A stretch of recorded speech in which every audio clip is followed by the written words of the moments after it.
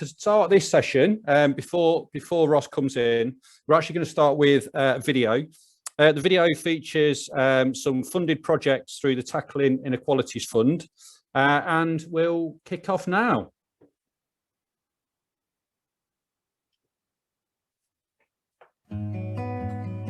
Regards physical activity, when I was younger, I had a horrible PE teacher, put me right off all sports. There's a great deal of camaraderie in Cancer United. It really does make a difference. I mean, who would have thought within months of finishing cancer treatment I would be signed up with the FA? I mean, that's quite extraordinary, I think.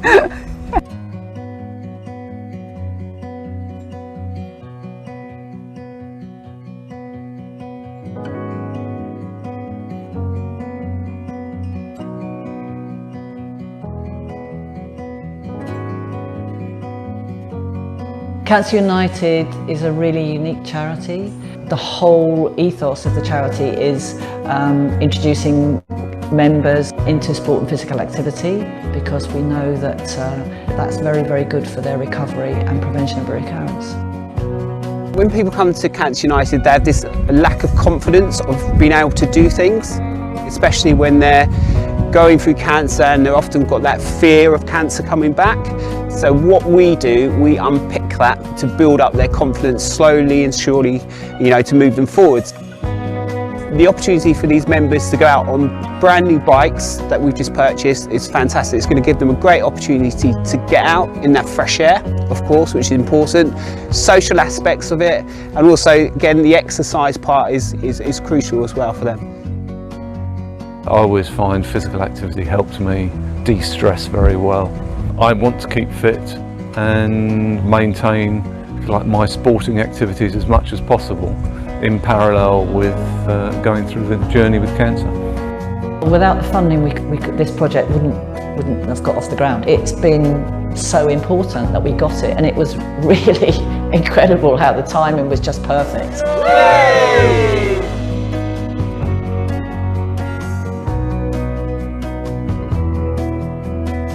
We provide rehabilitation to people with neurological injury, such as spinal cord injury, brain injury. The therapies that we provide would help people with pressure sores, which is a common thing. So if you're sitting in your wheelchair all the time, you don't have the circulation that you normally would if you were ambulatory. So this is a bit of a mix of a rehabilitation facility in that it promotes recovery and stops a lot of secondary health complications, but it also keeps people active, and it helps cardiovascular fitness, mental well-being and so forth, like a typical gym would. Finding NeuroConnects was a bit of a blessing, really. With COVID-19, it meant there was no NHS physios or OT coming out, very little support. Before my injury, I was a working mum and was running around left, right and centre, as you do as a parent. And that overnight was taken away from me. So you go from being this active person who does everything to not being able to do anything really. And so to get something back through somewhere like NeuroConnects is really important, mentally as well as physically.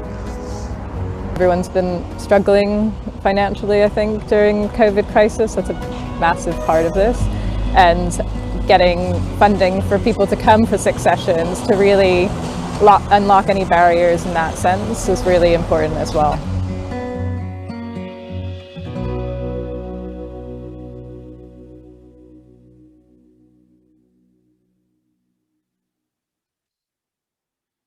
Right. So hi everyone.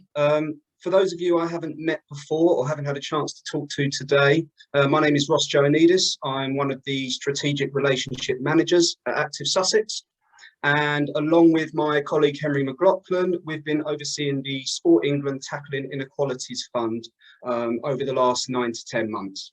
The funding itself was set out to address the impact of COVID amongst disadvantaged groups, and tackling key inequalities at a local level.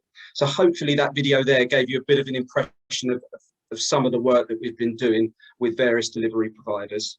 We're going to focus on who was targeted and who was reached shortly. But before we do that, we're going to hear from another project called Sweet Circus, who are a community interest company. And their role is around delivering circus skills and various circus acts to improve people's physical and mental well-being. And what we wanted to do is understand a little bit more about the impact of those sessions on people's lives. Before we do that, we're going to go to Ms. Wells, who is from Sweet Circus, and she's going to give us a bit of an energizer. So hopefully, if you've been in our sessions all day, you had that break for lunch. The aim of this is just to get us feeling a bit more energetic and active again. Before I hand over to Ms, I just wanted to reiterate the point that Anthony made at the start for those of you that joined a little bit later. If you do have any questions, please drop them into the chat box on Zoom. It's quite a packed session, so we're not going to have time to take questions at the end, but my colleague Henry McLaughlin is going to be addressing those questions that you have throughout the session. And if you've got any other comments or observations, again, just please use that chat box. Ms, if you are ready to go, you're ready? I'm here. Brilliant. You're probably going to find this a lot easier if you put it on speaker view and you've got me big to follow. So the first thing we're going to do is a little bit like patting your head and rubbing your belly, but it's a bit different. You can do it sitting down, but standing up is easier. So you're going to choose an arm, either arm, and it's just going to go up and down. That's it, just up, down, up, down. This is really odd without seeing people doing it. I just got to say that. I was going to say, people, everyone feel free to turn on your cameras for the next 5 minutes. I think it'll be more fun if we can all see each other taking part in the activity. There we go. Excellent. Then we're going to swap over to the other arm. So the other arm's going to go up, out, down, up, out, down, up, out, down. That's all pretty simple, probably very easy, but what we're actually going to try and do is do them together. Now, the important thing to remember here is it really doesn't matter whether or not you achieve it.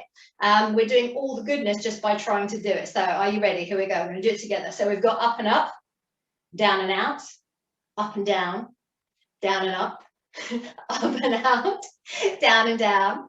We'll do it one more time. So up and up, down and out, up and down and up and out, down and down, up and up. Awesome. Okay, hopefully you've all managed to make yourself a ball, just a screwed up piece of paper. This is just a piece of printer paper here. This is a piece of newspaper. It really doesn't matter. Or if you're lucky enough to have a ball, you can use that. So we're going to play a couple of the games that we often play in our sessions just to make us feel a bit more energetic and put a smile on our faces. So first things first, lots of options. You can either throw with two hands, you can throw with two hands and catch with one, or throw with one hand to the other hand, but we're going to throw and try and clap before we catch it again. So you're going to go throw, clap, catch, or you can go throw, clap, catch, or you can go throw, clap, catch, or you can go throw, clap, catch. So you just have a go. When you found the level that works for you, whether that's two hands or one hand to the other, see if you can put a few more claps in there. Helps if you bend your knees because you can go down lower, but like I say, you can actually do all this sitting down. Normally, after doing this for a little while, I managed to get 5 claps in. So if you're managing to get 5 or more, you're doing amazing. But don't worry if you can only get 1. Okay, last thing. This one's really silly. It's a little bit more challenging, but it's good fun. So again, using those 3 throws, whichever works for you. So that's 2 hands to 2 hands, 1 hand to 2 hands, or 1 hand to the other hand. But we're going to do head, shoulders, knees, and toes at the same time. Okay, so you're going to try and tap your head, tap your shoulder, lift your leg, tap your knee, lift your leg, tap your toe in between. Here we go. So we're going to go head, whoop, shoulder, knee, whoa, toe, head, shoulder, knee, toe. One more, head, shoulder, knee, toe. And after all that, give yourselves a nice big clap. Well done, everybody. Brilliant. Thank you, Ms. Wow, I knew my coordination was bad. I didn't realise it was that hopeless. That was great. Hopefully you're all feeling a little bit more energised after that. We're going to hear more from Ms. now and a couple of the participants from the Sweet Circus group. And yeah, they've been kind enough to share some of their experiences about that group throughout COVID and the subsequent lockdown as well.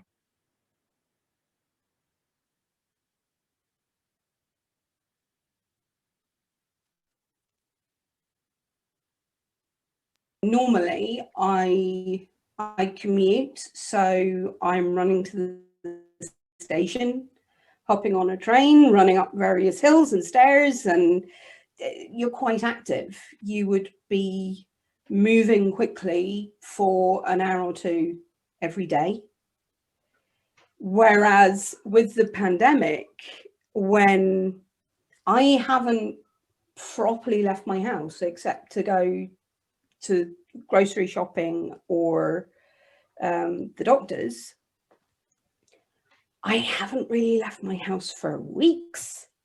If it wasn't for the juggling, I would be getting no exercise. If it wasn't for the things I'm doing within these four walls, I always intend to sign up.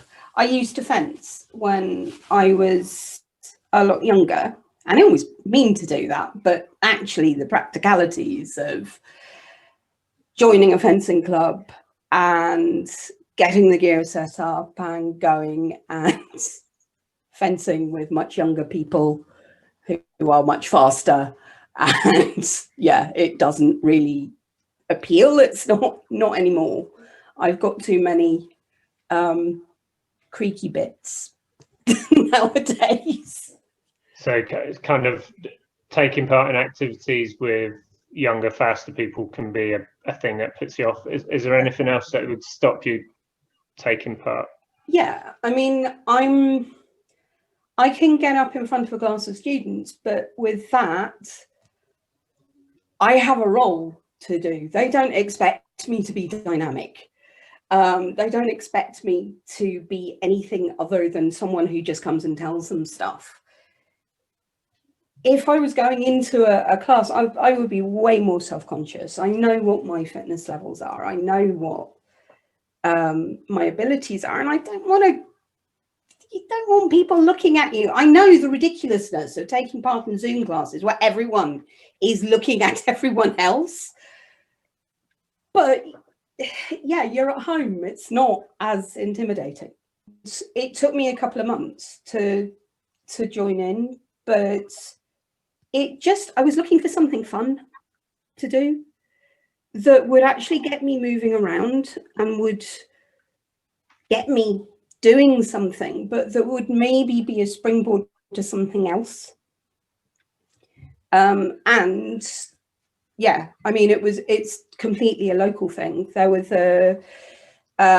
because I live in the Devonshire ward, I was able to, the incredibly generous offer of the startup kit, which is just brilliant, because you have everything to go to the class and you don't have to worry about not having the right kit and not having to work out what you need to do, because realistically I would find any excuse not to do this. So yeah, the local aspect has actually been really important in getting me to do this. So having the juggling kit dropped off removed one of your barriers because you didn't have time to find a reason not to buy the kit or that kind of thing. It removed the excuses. Yeah.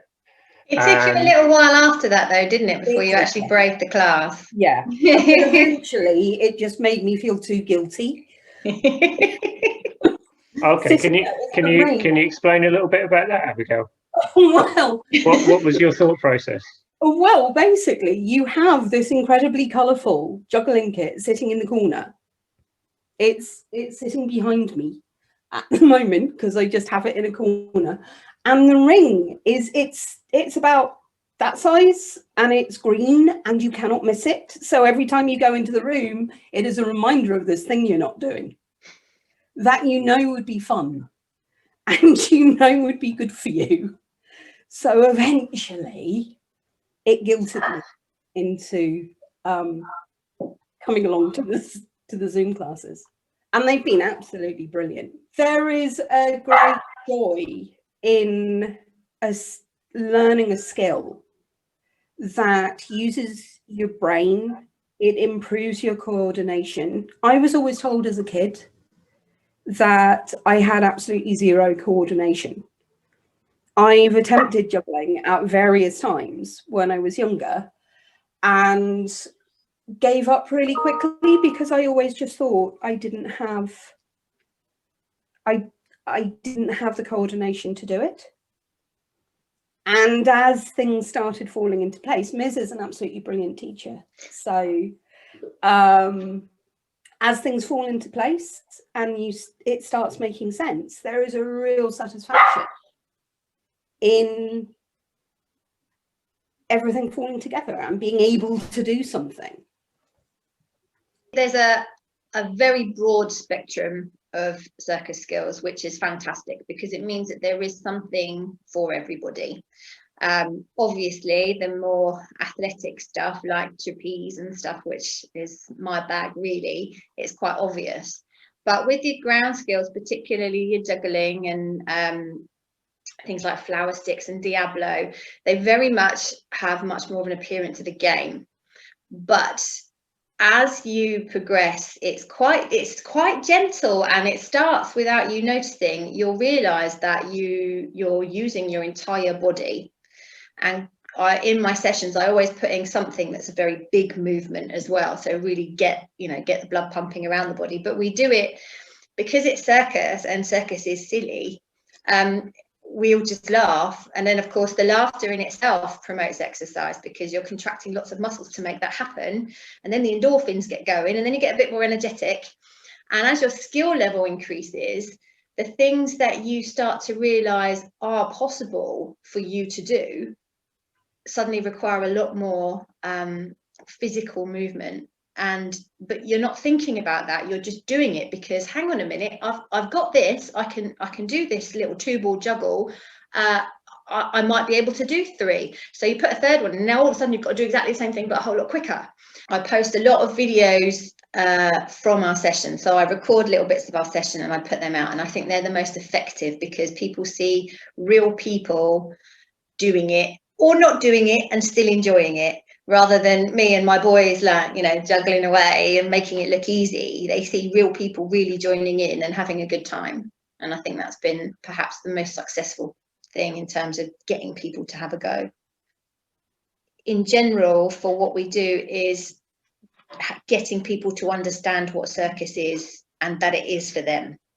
It's not, it's not necessarily going to the circus and seeing people with face paints on and doing death-defying stunts on a motorbike.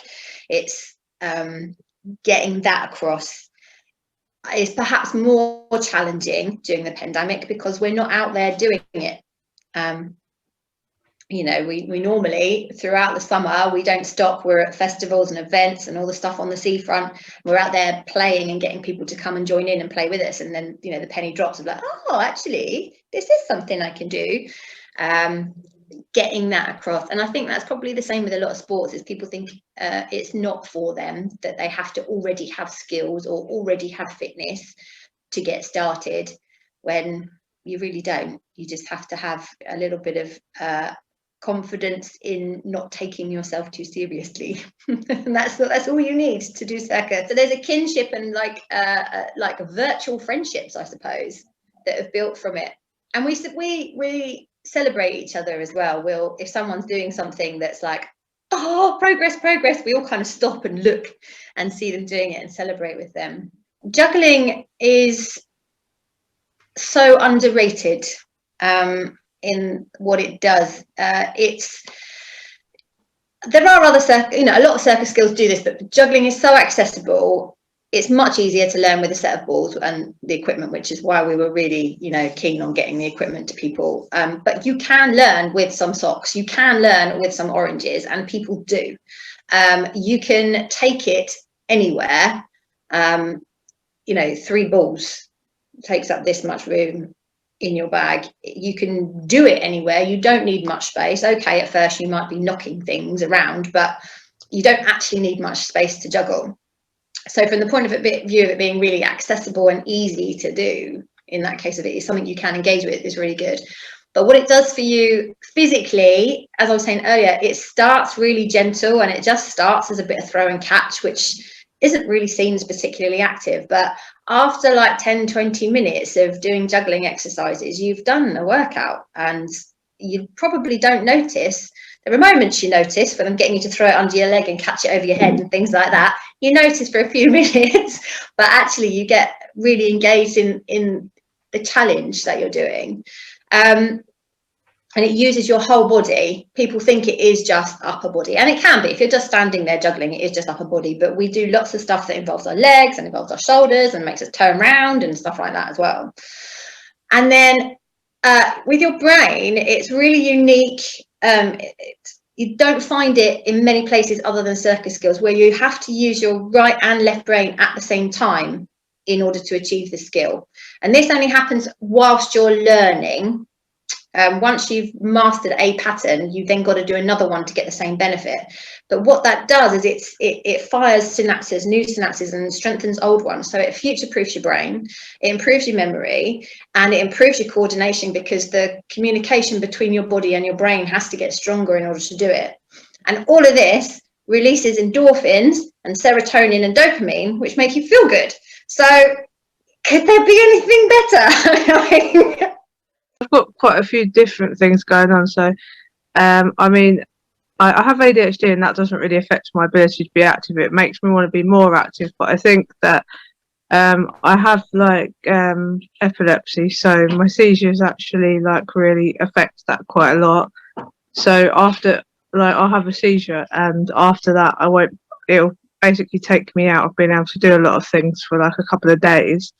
And then I got COVID like last year, which was, I think it was in like April time.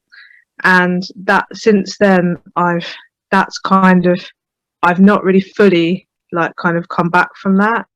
So that, like, for such a long time after I had that, I had lots of breathing problems. I wasn't able to like do a lot of stuff. And with my asthma as well, that made it like 10 times worse. And I think that I needed something that could just kind of help me to get it back up there again in a way that I could slowly work my way back into getting some level of activity, so that I could actually get back into society again with people as well. So that's great. So the fact that you had COVID really did affect your ability to be active, and I guess the subsequent sort of lockdown and restrictions did the same as well. Yeah, that's it, because we've had lots of lockdowns since then, but I think the first lockdown was the one that affected me the most, because I think that generally with my seizures and stuff, it's always kind of made it really difficult to meet new people and go and do a lot of stuff anyway. But I've tried to let it, like, not really let it stop me in the past as much, but I think it does, whether I like it or not. But I think with the lockdown, that's made it kind of twice as difficult to kind of meet people. But when you're not feeling great, and when you're like kind of stuck at home and you can't leave anyway because you've got like stuff wrong with you that you know stops you from being able to go out and do things as well, like even like going for a walk at that point was like pretty much impossible, because we live up the top of the stair. We live up like on the second floor, so we only have stairs rather than a lift. So I mean, even like getting outside the front door was pretty much impossible. So I just needed something that could at least just, even if it was online, just help me to kind of be integrated with people, because I think I'm a people person and I can't be without people, to be honest. So. And what was it about Sweet Circus that attracted you to the activity? I think it's that I've always kind of been into like circusy stuff. Like I've been to see lots of like shows and stuff. Like I went to see some like really geeky kind of juggling like science show before, like a couple of years back, and I've always I've tried to learn like juggling from friends before, but absolutely hopeless because I think they were just really bad teachers. Or maybe that's just me excusing my badness at learning at that point. But I think that I saw Sweet Circus and I was just like, oh, it's online. It means I can meet new people. And they're all at the same point as me and they all kind of want to learn. But I suppose if there's a few other people that were going to be there that would be better and they could give you tips and stuff. And then, so when I initially, like, when I was seeing all the stuff that Ms was posting, it seemed like really friendly and everyone was like kind of commenting and chatting. And I was just like, it just really brought me in, like, to want to take part. And so you would say that social element to it has been one of the main reasons that you've kept attending as well? Yeah, definitely. Unfortunately, I haven't been able to go recently, but in the previous lot of juggling, I was pretty much there on most of the juggling sessions. And then obviously, because the lockdown kind of disappeared for a bit, we were able to go to outdoor sessions as well, which was great because it meant that I actually got to meet people face to face as well as not having to just see them through video, which was actually lovely because it was nice to be in an outdoor space and just it's so much more, I don't know, it's not so much more intimate, but it's a completely different experience when you're outside talking to people and you're throwing balls and you feel like, I don't know, it's kind of really special in a way. And I don't know, it just made me feel like really happy. Just when I was doing that, it just took me away from everything else, which I've never had before with anything. So. And you mentioned that COVID and the lockdown was a big reason for why you wanted to take up this activity. Is this something now, having taken it up, that you think you'll continue to do going forward? I think I definitely want to, because I know that Ms does other stuff as well, but I know some of it due to restrictions is very difficult to do at the moment. But I think I want to do more like juggling and circusy stuff with Sweet Circus. But I think at the moment, unfortunately, my mum recently died, so I've been dealing with that loss. But I'm planning on very soon going back to the sessions again. I just really want them to carry on running because it's been something that I know a lot of people have been benefiting from, and I've definitely been getting like so much from. And she's so lovely as well, Miss. Like, she really does have time for anyone. You can message her like outside of the sessions and she'll get back to you, and she'll always say something like positive, and it always like make you smile or cheer up. So I think that's really sweet. You don't really get that very much with anything anymore. From when you first make the contact, it almost feels like you're talking to a friend rather than someone who's running a session, because she just treats everyone like you're at the same point. Like, you know, no one is better or worse than anyone else. Everyone's working to their own goals, and it's not about being like, oh damn, I've made a mistake. It's more about celebrating the things that you've done and you've achieved each session, which is, I think, what life should be about, really.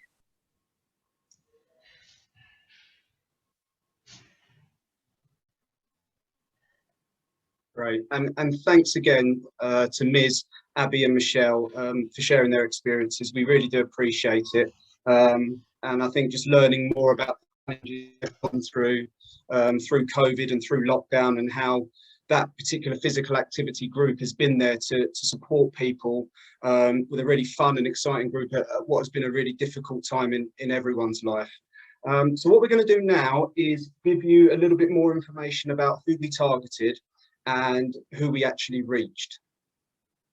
So the funding from Sport England was there to target these 4 priority groups who had been most affected by COVID in relation to their physical activity levels, and also their opportunities to accessing physical activity. So that is people of Black, Asian and other minority ethnicities, people in lower socioeconomic groups and deprived areas, disabled people, and people living with long-term health conditions. Neighbourhoods where more than 5% of the population are of South Asian ethnicity were prioritised. So that's 139 of the 999 groups, neighbourhoods in Sussex that were prioritised for this particular group. And you'll see there on the map, 40 out of the 50 neighbourhoods in Sussex in which the highest proportion of people are of South Asian ethnicity are up there in Crawley. Neighbourhoods where more than 5% of the population are of black ethnicity were also prioritised, which comprised of 11 neighbourhoods in Crawley, 1 in Chichester and 1 in Brighton. And 12 of the 13 of these neighbourhoods were also prioritised for South Asian people that you would have seen on the previous slide.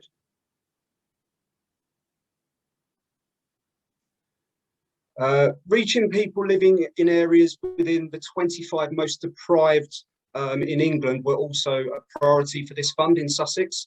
Most people in socio-economic groups were covered in the area of deprivation, but to ensure that those who do not live in those areas were not missed, we also prioritised the highest 10% of neighbourhoods with the proportion of people in lower socio-economic groups as well.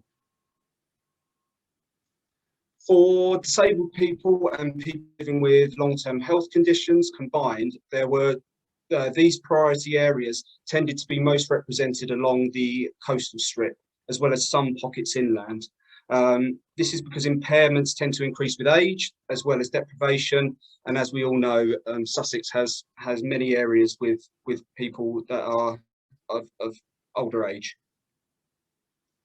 The difference with this particular targeting, though, was because disabled people and people living with long-term conditions are represented in every neighbourhood within Sussex, which is not the case for Black and South Asian people and people living in areas of deprivation. This aspect of the funding was less targeted geographically, and it relied more on the presence of providers who were working with these groups in these areas. Active Sussex aimed for the funds used to target each of the priority groups to bear some relationship to the size of the group's population in Sussex. So here you can see that projects targeting disabled people were higher than the other three. And the reason for the higher spend on supporting people with long-term health conditions is because often those people being supported require more specialised support, whether that be the equipment or instructors.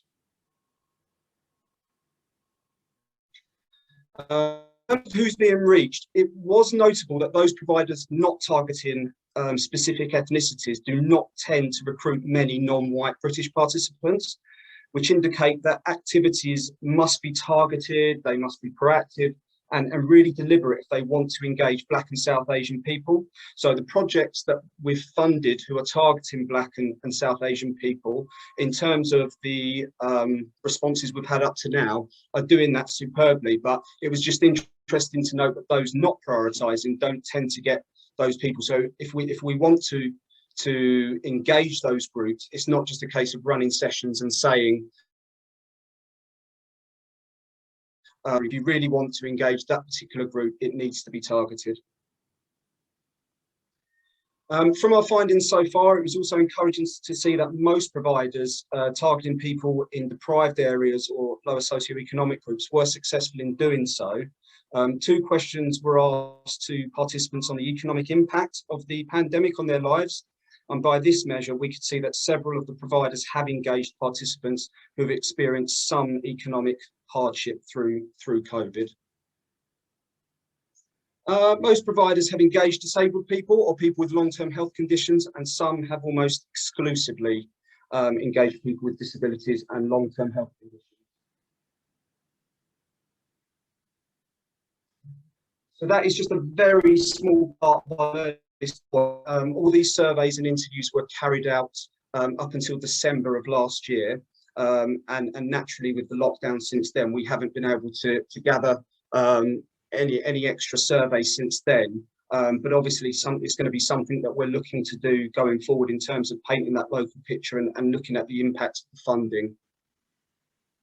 In terms of the next steps, many projects, as I mentioned, have had to pause or have been unable to start, depending on when they were funded, because of the lockdown at the back end of last year and the third lockdown at the start of this year. But obviously, from what we learned earlier on in the week with the latest government update, we're looking at when these projects can now start, or when others can recommence. So that's really positive, and we'll be supporting partners around that as well.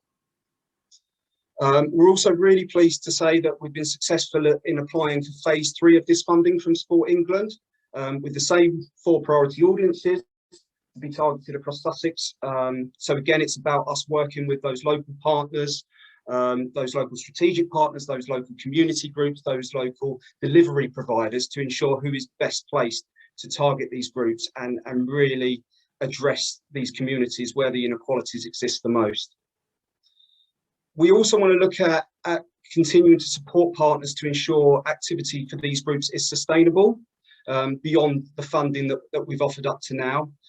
This is something we've already looked at doing as a team, whether that's supporting with workforce development, insight communication, safeguarding policies.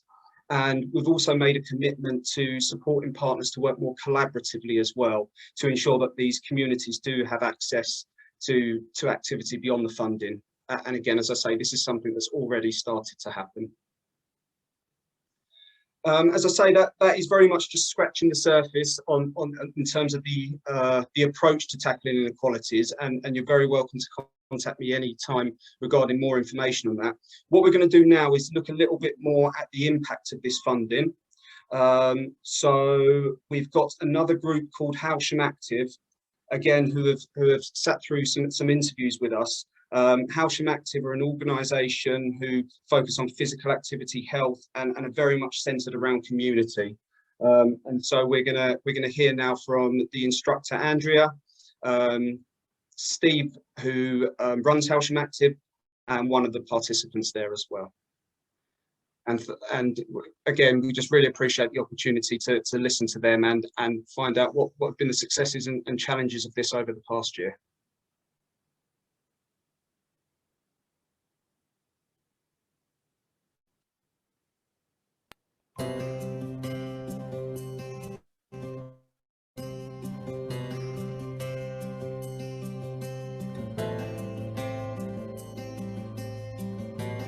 Before I started the sessions, I was always tired, very unfit. I had a lot of pain associated with my arthritis. I got on some scales at a hospital and I was coming in obese. I would describe myself before I started coming along here as a couch potato. I did nothing, only look after my grandchildren and go to work. Always been a big chap, bending down, stretching, picking things up. Not good at all. You know, I get home from work feeling very tired, sit on the settee, turn the television on, dinner on my lap, and that's the way I was. Hailsham Active got involved with the Active Spaces programme from information from Fields in Trust. A great opportunity for us to improve and protect our recreation grounds, which is so important to the town. Our aim is to get the whole community active, and our parks scheme that we saw videos of just seemed the perfect answer. Now I feel fantastic. I come out here every Saturday morning. Who wouldn't? You know, we've got a lovely space, lovely people, and I feel so much better. And over the year, I've lost just over 2 stone in weight. I used to be taking painkillers every day. I don't even open the packet anymore. A year on from starting my sessions, I feel fitter. I've started dieting. I've lost nearly 3 stone in weight, and I'm sure the diet and exercise is the perfect combination. I can play with my grandchildren, swimming. When we're on holiday, I can actually manage lengths rather than just widths. Benefits of coming here each Saturday, they're huge. It just does so many things. It gets you fitter, it makes you feel better, it starts your weekend better, you get out in the air. Personally, it's been such a big thing for me because I've had 2 tragic bereavements this year, which has turned my family upside down, and this has been respite for me. It's been the 2 hours in the week where everything else just goes away for a couple of hours. So the health benefits for me is just not feeling so sluggish, feeling happier, and just knowing that on a Saturday morning it really just it sets me up for the day, really. And sitting in front of the television now on the settee just doesn't really do it for me. And I cycle quite a bit as well. That all helps. It just does change your life, really. So can I start, Helen, by asking what your attitude was to physical activity before joining Hailsham Active? Well, basically, gym was a no-no for me. But one day passing the park, I saw people doing exercises and obviously inquired, and that's what, you know, started, you know, that I went to go to the classes on a Saturday morning.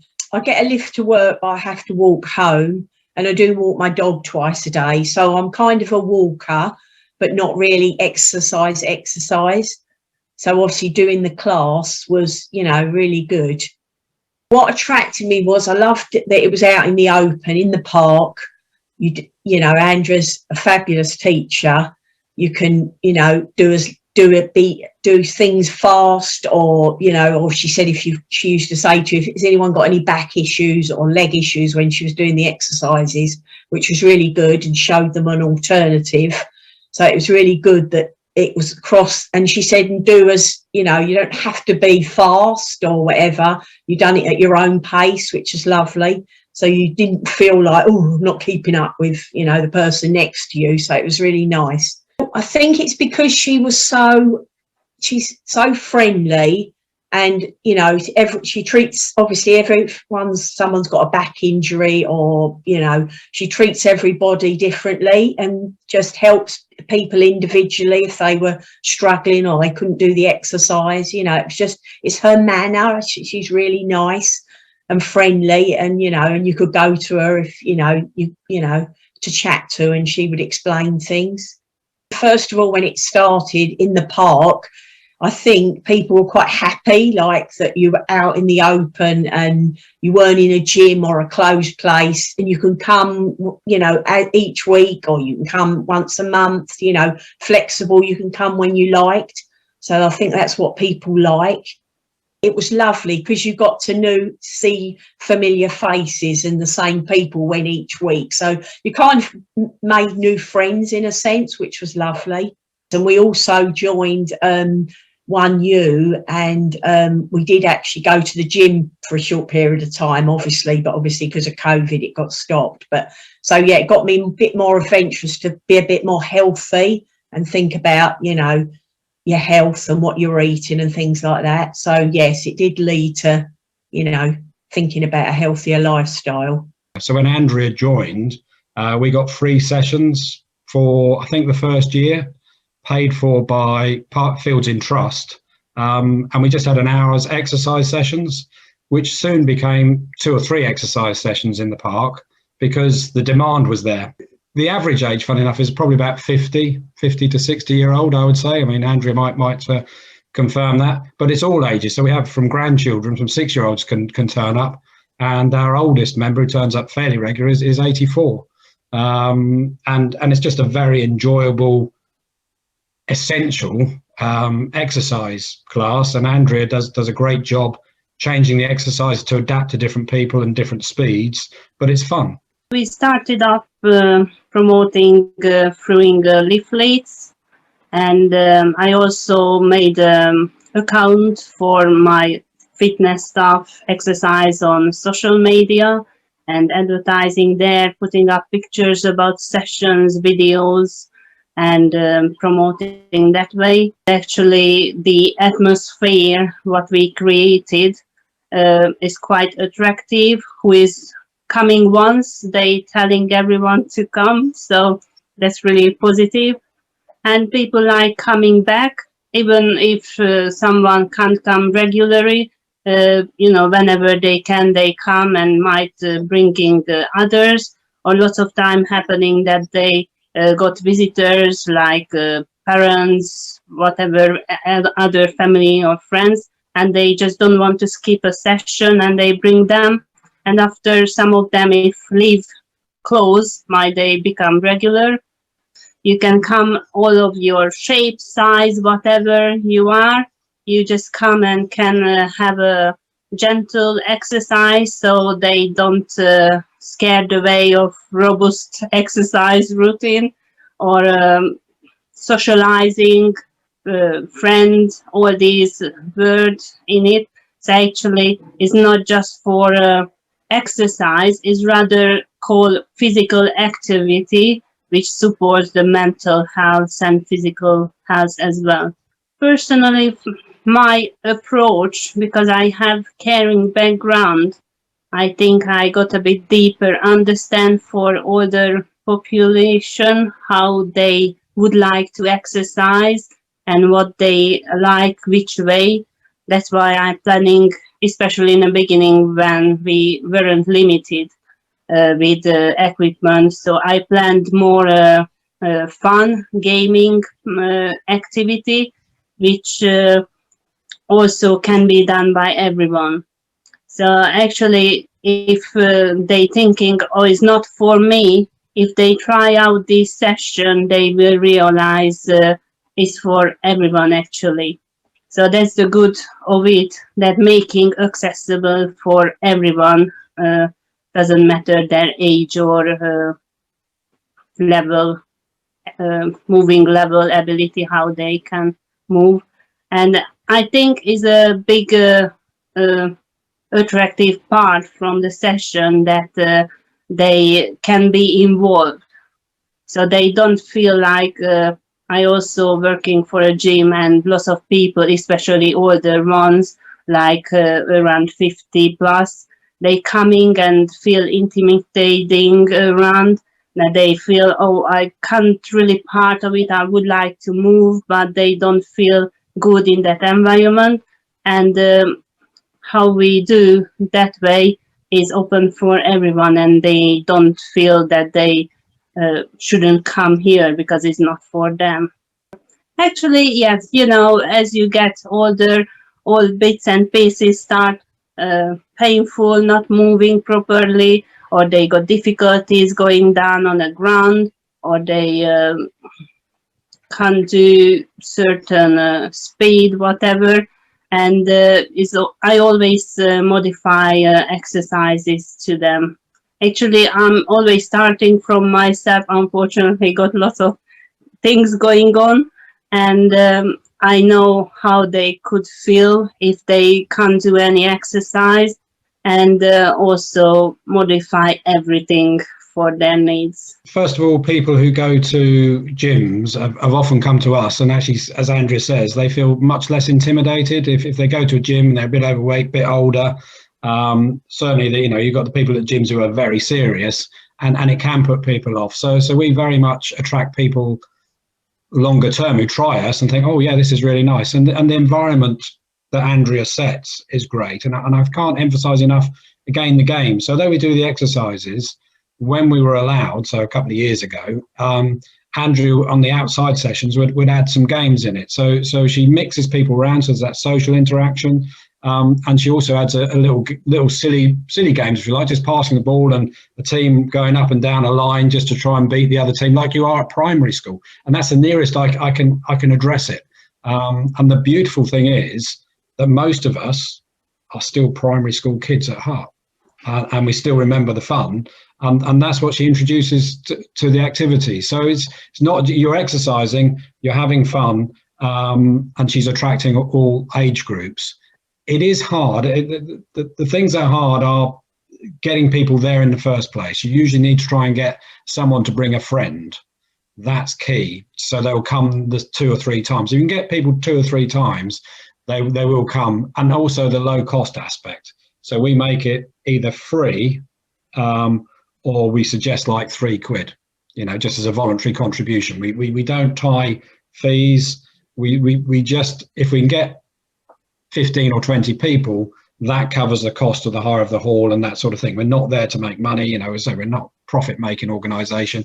We literally want people to come, and if they bring a friend, they bring the grandchildren, there's no cost. It's just come along and enjoy it. And quite often we get kids in the park who will join us in the summer, teenagers who are taking the mick out of us to start with, quite frankly. You can see they're intrigued. They want to be part of it as much as anything else, and quite often they'll enjoy it.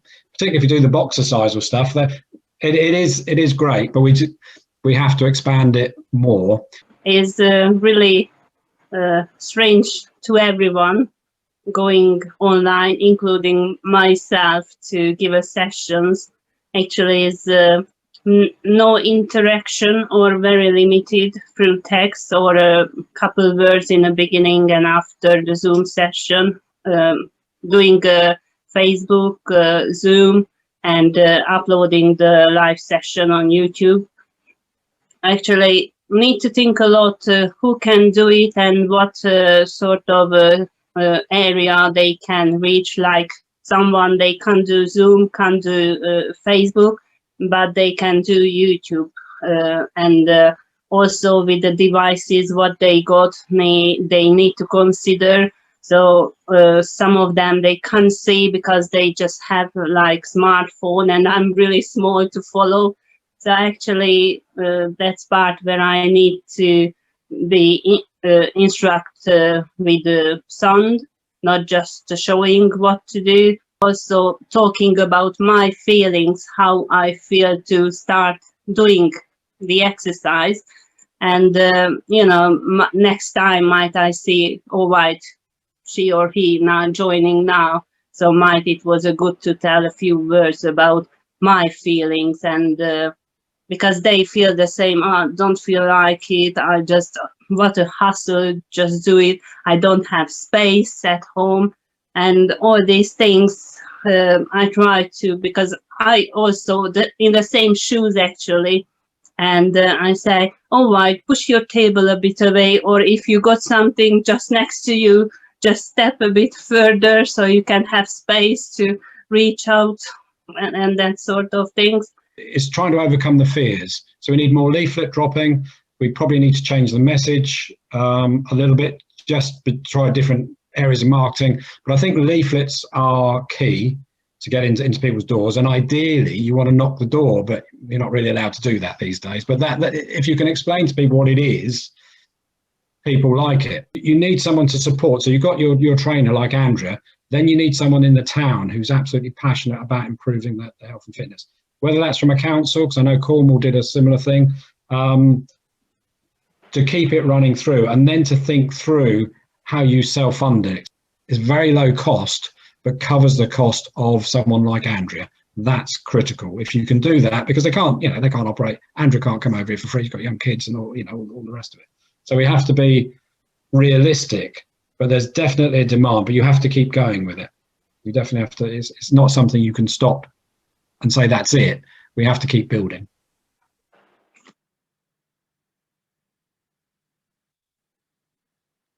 Great. And again, thank you very much to Steve, Andrea and Helen for talking to us about their experiences within the group and all the fantastic work that is happening over at Hailsham Active. It's probably worth noting at this stage as well that what you've seen so far is just a few of 42 projects that we've funded so far with the Tackling Inequalities Fund, and we've been getting this learning coming through since last summer, and as I say, as we move through phase 3 as well, we're just going to keep trying to capture all of this impact and share the learning with you as best as possible. So what we're going to do now is break out into some groups. So we'll have a small breakout groups of about 4 to 5. And we just want you to think about the following 2 questions, really. So that is, how can I reach the people most at risk of inactivity in my area? And given that this funding will not last forever, how can I contribute to expanding, supporting or sustaining a commitment to tackle activity inequalities locally? Give you a moment to make a note of those questions, and what we'd really like you to do is just think about those questions in reference to your own role. So whether you work in an older people's service at a school, if you work in the health sector for a local authority, or if you're a physical activity provider, what is my role and the role of my organisation in continuing to address these inequalities and supporting that agenda going forward in Sussex? So Ed, if you're okay to put us into groups, and if we could come back just before 2:40, that would be ideal. Since this COVID's happened, I've ain't been physically active, so it's been a tough thing for me. I have ADHD, so I got stressed over the first couple of weeks of it, and I started panic eating, and I've gained a lot of weight. But now because of this, I'm actually trying to lose weight as well at the same time and get physically fit.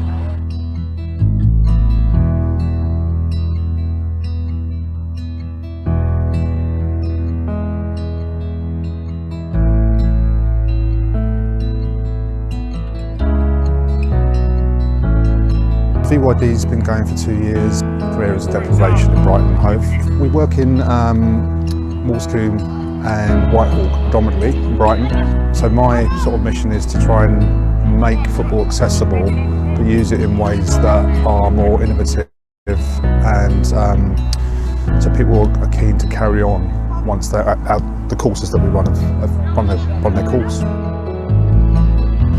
I knew that Gary and VYD had worked down in Whitehawk last year, a similar kind of project. It sounded really brilliant, the outcomes were really good. So we were kind of pretty keen to get something going. So when Gaz said he could come along and have another go with the bevy, it really suited us. So I've never done like something like this before, but when I found out about it, I thought, yeah, it's a good thing at the end of the day, because if you want to try and get fit, it's just, if you have a like little group or something, it's like helpful, and you've got friends there that help. The challenges for the participants, in my opinion, is a lot of these boys and girls actually in the sessions don't have the opportunities that other people have. Some of them come from difficult backgrounds, and basically the whole idea is to remove these barriers and, you know, improve their lives through football. And that's the whole, again, that's the mission statement of this. We are looking to improve lives. You can already see the difference between week 1. We're now in week 7. You can now see the differences in their mental state, their socialisation skills, even their fitness. You can see these differences. The funding from Active Sussex has been great, fantastic. Really appreciative of the support. It means that we can have our fabulous coach Blair over there, who's going to coach him tonight, and these facilities as well, so we can have the venue hire, and we can look at the whole project from start to end, and, you know, really evaluate how well we've done, which is really key. You know, I'm really keen on like seeing where these people end up, you know, and keeping them going, getting them involved in activity. So it's been a fantastic springboard, really. Communicating with others, making mates, making friends and that, getting along with each other, training with people like Blair and Gary that does it. So it's really good at the end of the day, and it helps me get physically fit. I just love it,